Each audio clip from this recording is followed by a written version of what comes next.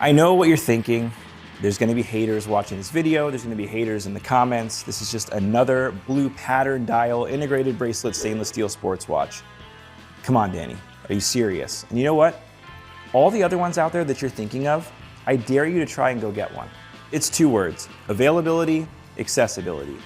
So what do we have here?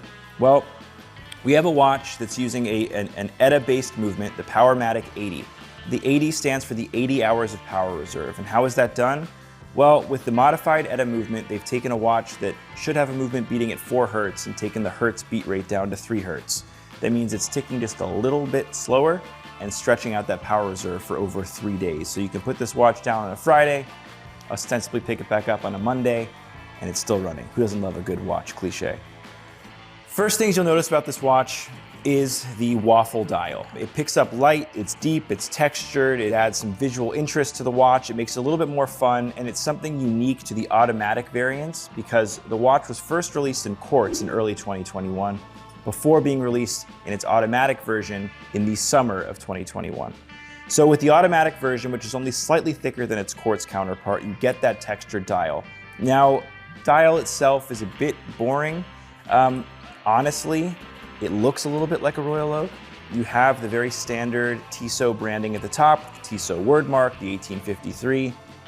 At the bottom, right above the 6 o'clock marker, you have the PowerMatic 80 in regards to the movement. And then you have maybe my favorite design function here, which is some excellent branding by way of Tissot.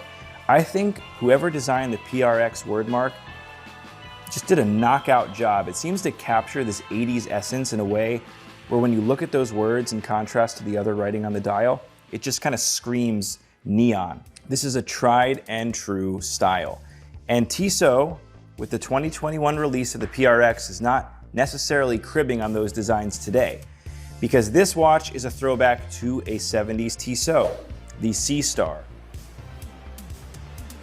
So this watch costs $650. You heard that right, $650, way sub 1,000. I think this is excessively styled as much as it's excessively priced. There's no questions about what does this bezel do? You know, there is no bezel. It's got an hour hand, a minute hand, a second hand, a date window. I mean, for a first watch, what else do you need? When I put on sort of budget-friendly watches and I wear them with casual outfits, I find that it dresses down the watch as much as I'm dressed down. And almost makes the watch look less expensive, where if I were to wear them with, say, a nicer outfit, you know, nice dress shirt or a blazer, I can elevate the watch. This, conversely, despite its price, gives you that nice Swiss watch feel no matter what you're wearing. I could be wearing a t-shirt, you know, I could be just in my sweats at home, and I feel really good wearing this watch. I feel just as good as I do wearing an Omega. I feel just as good as I do wearing some of my older Rolex watches that I own. And I think it's because the little details here. The waffle dial pattern has a sunburst effect to it, where it can be navy at the edges and almost like a royal blue at the center. And as you turn it, that effect, you know, with the sunburst goes all the way around and you pick up these really interesting light patterns.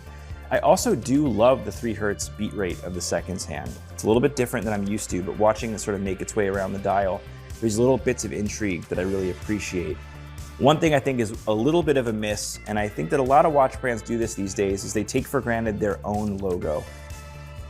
Tissot makes watches at a wide range of pricing spectrums, from quartz to automatic, and there are some heritage pieces where they implement their sort of older oblique or italic word mark. I think that would have been really cool on this watch to see, or at the very least, just to get rid of the 1853 branding beneath the logo.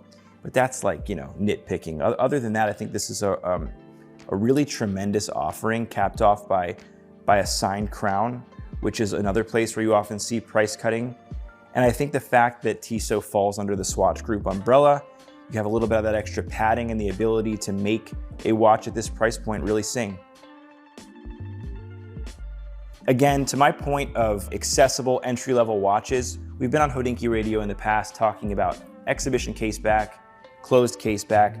I think the purists love not to see the movement. Honestly, the curiosity gap of watches an exhibition caseback is essential. Imagine someone not understanding mechanical watches, someone you're trying to get into this hobby. All you have to do is take this watch off your wrist, turn it over, show them this movement, show it beating, show them the rotor, and they just see mechanical watches in motion before their eyes. This isn't novel, this isn't something that Tissot does singularly, but having it in this watch, I think, is so important to what it can be. In terms of wearability, this watch feels hefty in the hand, but that weight doesn't translate once you strap it to your wrist. It hugs the wrist nicely. I think a lot of things people wonder about when they wear a stainless steel watch, is it going to pinch the hairs on my wrist? I have a particularly hairy wrist, and I can report back to all of you who love to talk about my body hair that it doesn't pinch any of those hairs, so we're all good there. Thank God. All right, we're good. I think we're good. I like it.